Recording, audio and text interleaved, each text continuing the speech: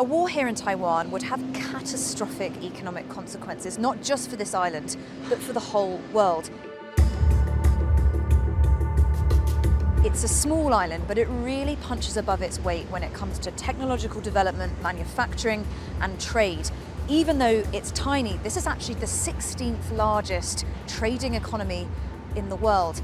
And a research group have estimated that a war here would impact $2 trillion worth of economic activity, and that's before any secondary effects like sanctions or any international response. There are huge numbers of organisations and businesses that have outsourced a lot of their manufacturing here to Taiwan. In the case of a blockade, which is the most likely Chinese action, that means that huge network of companies would not be able to access their goods and services in the same way.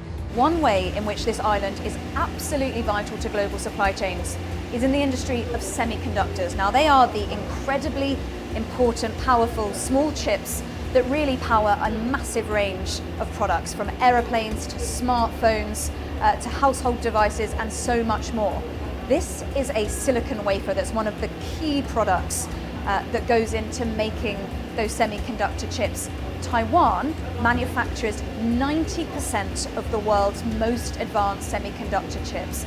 If there was any disruption to places like this, to factories like this that manufacture the key compounds, it would be economically catastrophic.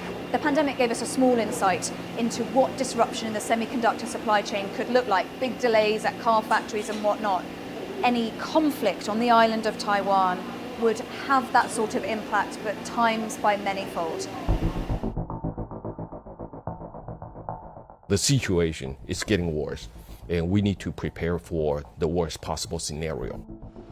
China-Taiwan relations have been at one of their lowest ebbs for many years.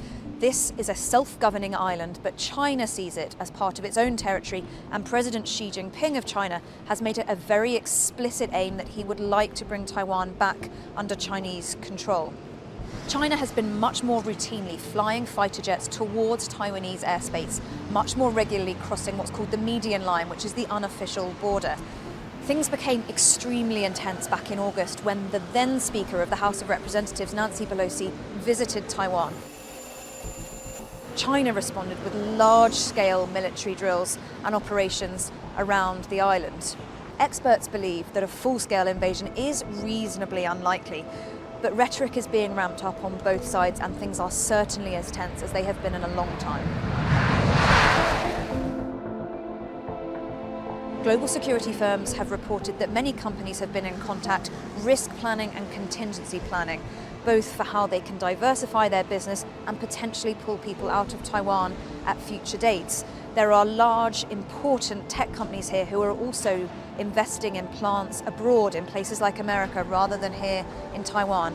And a company like Brompton Bikes in the UK has said it will move some of its manufacturing out of Taiwan too. This is not a mass exodus at this stage by any means, but there is a drip of companies looking to plan for the future.